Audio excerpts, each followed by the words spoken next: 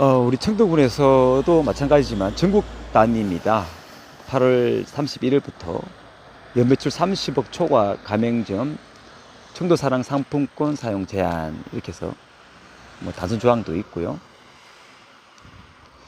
이렇게 프랜카드를 거는 이유가 있습니다. 오늘 이 얘기를 좀 해야 되는데요. 오늘 이 얘기를 좀 하고자 합니다. 지침서 하나 때문에 지역의 어떤 사업이 중단되는 사례를 한번 보여드리고자 하는데요. 중앙정부가 지방정부한테의 법률적인 법리에 대한 얘기를 좀 하고자 하는 겁니다. 그래서 오늘은 이 얘기를 심도 있게 논의를 한번 해보고 무엇을 어떻게 풀어가야 될지에 대한 문제점을 다시 한번 짚어가도록 하겠습니다.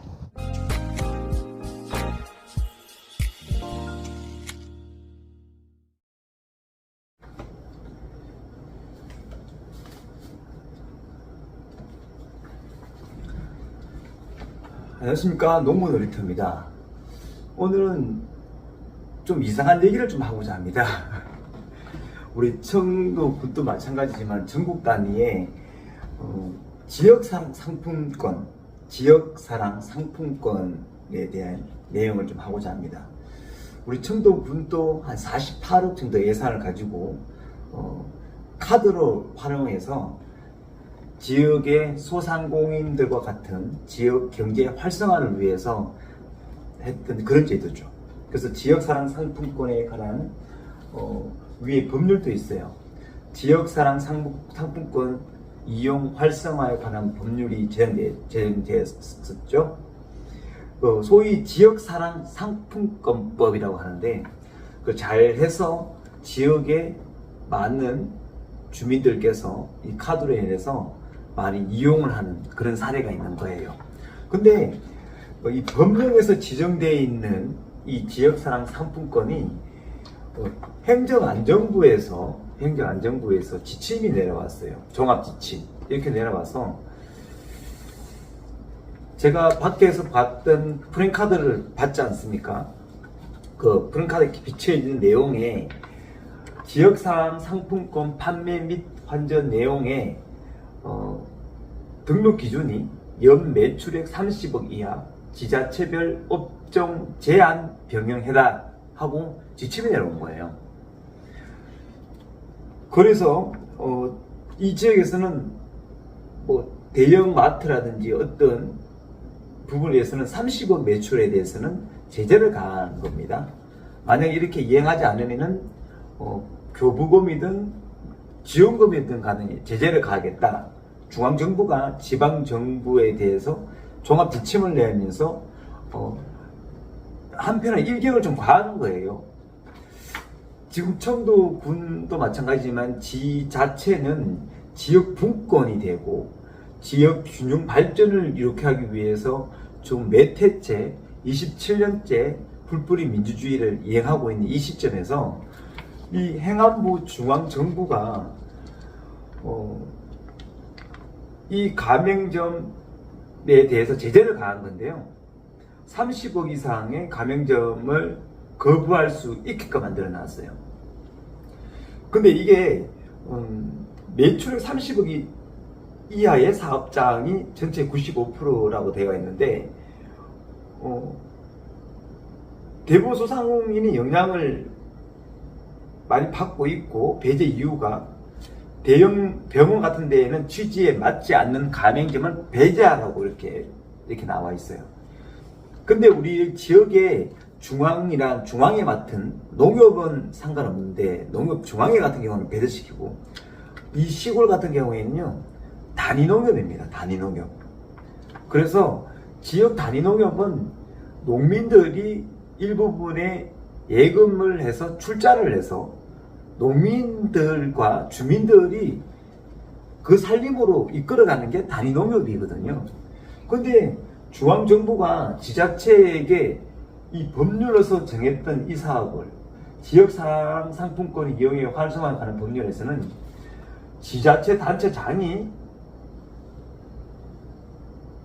지역경제 활성화 및 지역 공동체 강화를 위해 지역사랑 상품권을 발행할 수 있다라고 강력한 무기를 줬는데도 불구하고 법률 밑에 있는 이 지침서로 인해서 지방에 페널티를 주는 거예요. 페널티 준다는 거예요.